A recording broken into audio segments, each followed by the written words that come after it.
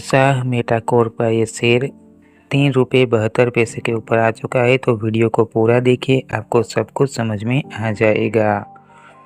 और किसी भी स्टॉक की कंप्लीट इन्फॉर्मेशन आपको चाहिए तो कमेंट में उस स्टॉक का नाम लिख दीजिए, मैं उस पर भी वीडियो बना दूंगा।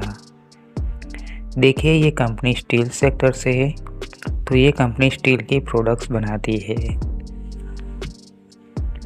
तो सबसे पहले इसका ऑल टाइम ओपन करते हैं।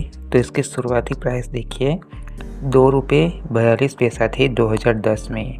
उसके बाद यहाँ पर बहुत ही तेज़ी देखने को मिली थी, ₹9 तक ये पहुँच गया था 2016 में। उसके बाद ये फिर से ₹9 तक नहीं पहुँचा है।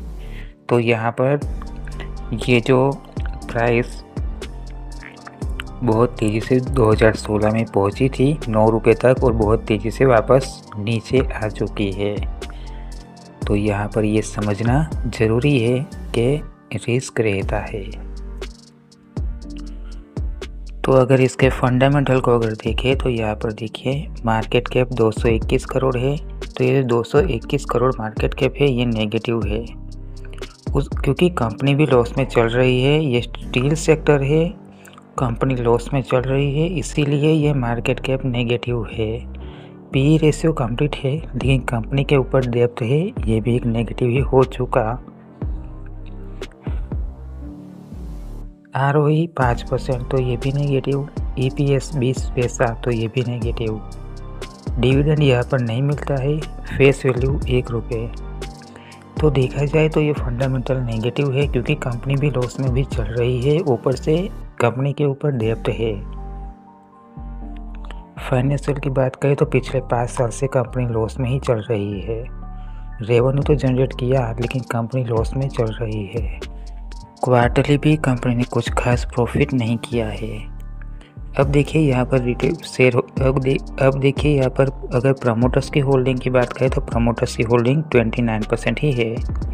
तो ये भी एक नेगेटिव ही है क्योंकि रिटेल की होल्डिंग यहाँ पर 70% यहाँ पर रिटेल की ही होल्डिंग है। तो अगर लॉस होगा तो किसको होगा? सिर्फ पब्लिक को ही लॉस होगा।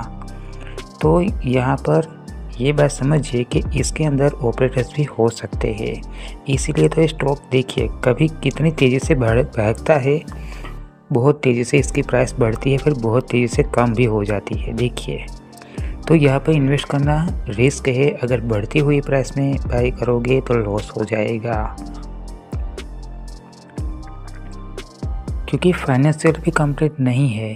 क्योंकि फाइनेंशियल कंप्लीट नहीं है और नॉन करंट एसेट्स इस कंपनी के पास 46 करोड़ के ही है। तो यहाँ पर क्या बात है कि बहुत तेज़ी से प्राइस बढ़ती है, बहुत तेज़ी से कम हो जाती है। तो फाइनेंशियल कंप्लीट नहीं है, कंपनी लॉस में चल रही है। फंडामेंटल उतना कंप्लीट नहीं है, वॉल्यूम कंप्लीट लग रहा है लेकिन उतना कंप्लीट नहीं है।